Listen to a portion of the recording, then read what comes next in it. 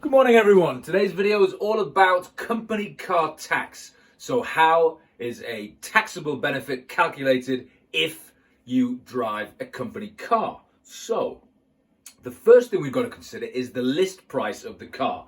So let's take an example. The car costs 48 grand, say. And then to work out for the company car benefit, we need to consider, has there been any accessories added to the car?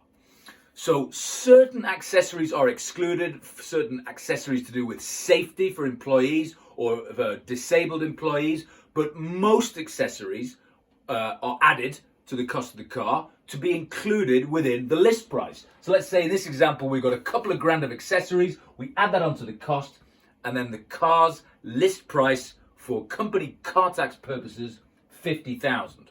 Then we deduct any capital contribution by the employee. So let's say that the employee says to the boss, I'm going to give you 5 grand towards the use of the company car. £5,000 comes off. Now note that this is the maximum amount that's deducted. So 5,000, it can't go beyond that for the purposes of the deduction, even if the employee were to say, put a capital contribution of 7 grand or 8 grand. Only 5 grand max comes off the list price calculation. So 50,000 less the capital contribution by the employee, 5,000, gives us a list price for company car tax purposes of 45 grand. Okay?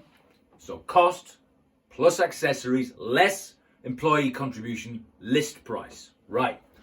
Then we've got a time apportionment. It's all about the time that the car was made available to the employee.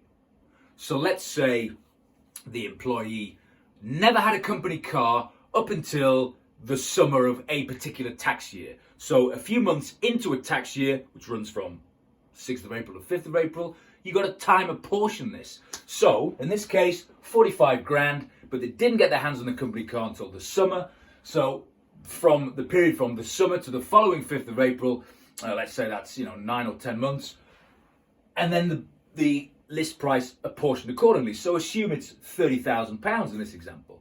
So then we got our 30 grand, and then we apply a multiplier. Now the multiplier is all about the emissions of the car.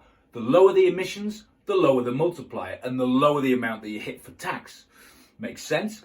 So you get rewarded, as it were, i.e. less tax if you have a more fuel efficient vehicle. So electric cars, absolutely the best for this purposes, for company car tax, because the benefit in kind for this tax year, 21-22, is 1%, which is fantastic.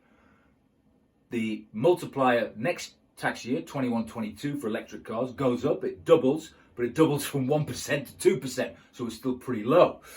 So let's assume that in this example we've got not an electric car, but a hybrid car. So this car is a hybrid. Now the hybrids, because they have partly fuel, you can have a diesel hybrid or a petrol hybrid, partly fuel, partly electric. The percentage is relatively low, 10%. I mean, sometimes these multipliers can go way up to beyond 30%, but in this case, let's say it's 10%. Now that is a published list price. When you get the car, the manufacturer will actually say, look, this is the emissions percentage for company car tax purposes. So easy to find these multipliers, published in the public domain, so 10%. So what do? We multiply the 10%, the multiplier, by the adjusted list price of 30 grand, and we come up with £3,000. So that is the taxable benefit for the employee for that tax year. So on assuming that tax return is done, this is added on to the income. So depending on the marginal rate of tax of the employee, if they're a basic rate taxpayer at 20% or a higher rate taxpayer at 40%, they will pay tax thereon. So assuming they are a 20% taxpayer, they're a basic rate taxpayer, let's just assume they've got a salary of 30 grand. Now we're giving them this company car worth 3,000.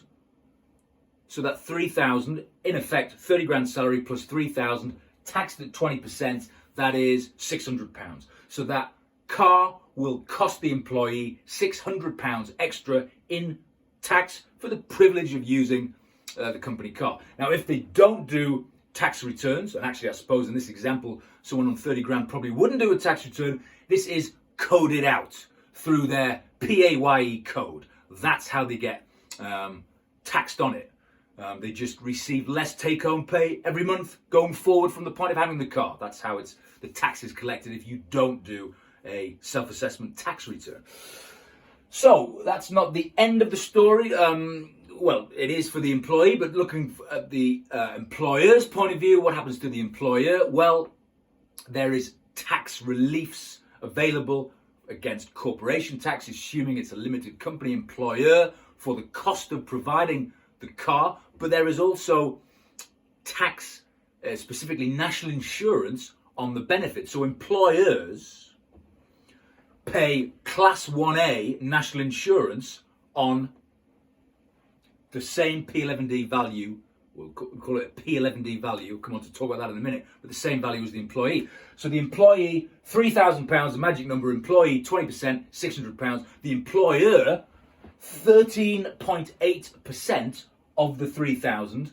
That is Class 1A national insurance. And that gets paid in July every year when a form P11D is put in. Now, P11D is an HMRC form that's been around for decades. That's why it's known. There's thousands of HMRC forms. Not many people know the names of these forms, save one or two. One of them that most people have heard of is P11D. And it's just a summary of the benefits that you provided for your employee during the year. If you're an employer, it lists that.